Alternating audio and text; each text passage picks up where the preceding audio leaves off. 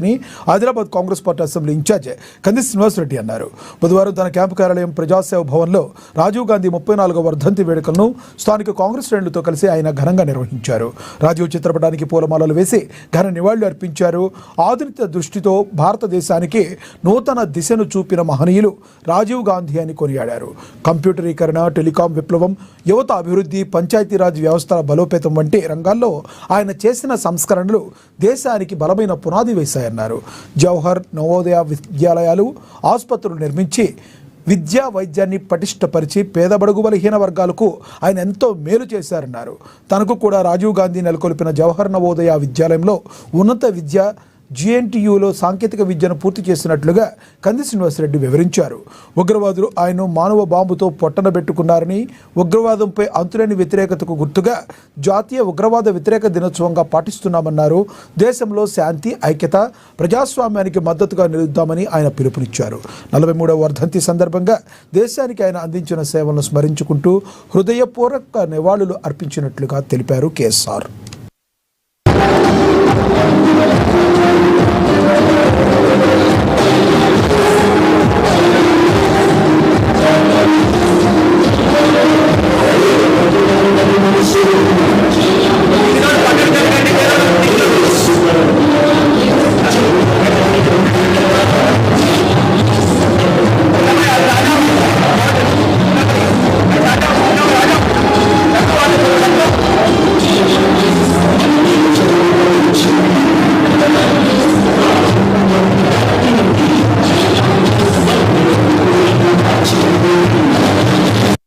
మానవ బాంబు దాడికి గురై కేవలం 47 సంవత్సరాలకే దేశం కోసం అమరుడైనటువంటి రాజీవ్ గాంధీ గారి 34వ వర్ధంతి ఈరోజు మా ఆదిలాబాద్లోని కాంగ్రెస్ పార్టీ కార్యాలయంలో జరుపుకోవడం, వారికి కాంగ్రెస్ పార్టీ శ్రేణుల తరపున, ఆదిలాబాద్ ప్రజల తరపున, యావత్ తెలంగాణ సమాజం తరపున ఘనమైనటువంటి నివాళులు అర్పిస్తా ఉన్నాం. నాలాంటి ఎంతో మంది సాధారణ వ్యక్తులని అద్వితీయంగా తీర్చిదిద్దినటువంటి టెక్నాలజీ రంగంలో ఆ ఖ్యాతి రాజీవ్ గాంధీ గారికి దక్కుతుంది.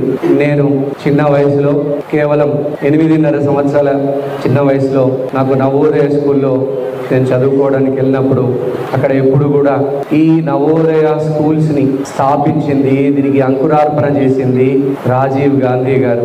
ఆయన ప్రధానమంత్రిగా ఉన్నప్పుడు, పివి నరసింహారావు గారు ఆర్థిక మంత్రిగా ఉన్నప్పుడు అనేక సమస్యలకు ఓర్చుకొని నవోదయ విద్యాలయాల్ని స్థాపించినటువంటి గొప్ప నాయకుడు రాజీవ్ గాంధీ గారు. ఈరోజు నేను ఆయన స్థాపించిన స్కూల్స్లలో చదువుకొని, అలాగే టెక్నాలజీ రంగంలో ఆయన అంకురార్పణ చేసినటువంటి అనేక రకాలైనటువంటి టెక్నాలజీ విప్లవాలు నా ఎదుగుదలకు కారణం. ఇక్కడ ఉన్నటువంటి చాలా మంది బిడ్డలు ఎదుగుదలకి కారణం, చాలా మంది పిల్లలు, అబ్బాయిలు కావచ్చు, అమ్మాయిలు కావచ్చు, వారందరి ఎదుగుదలకి కారణం ఆనాడు రాజీవ్ గాంధీ గారు 1984 నుంచి 1989 మధ్య 5 సంవత్సరాలు ప్రధానమంత్రిగా ఉన్నప్పుడు తీసుకున్నటువంటి అనేకమైనటువంటి విప్లవాత్మక మార్పుల వల్లనే ఈ టెక్నాలజీ యుగం సాధ్యమైంది. ఈ రోజు మనం సెల్ ఫోన్లలో ఫ్రీగా మాట్లాడుతున్నామంటే దానికి కారణం, దానికి అంకురార్పణ చేసింది స్వర్గీయ మాజీ ప్రధాని రాజీవ్ గాంధీ గారు.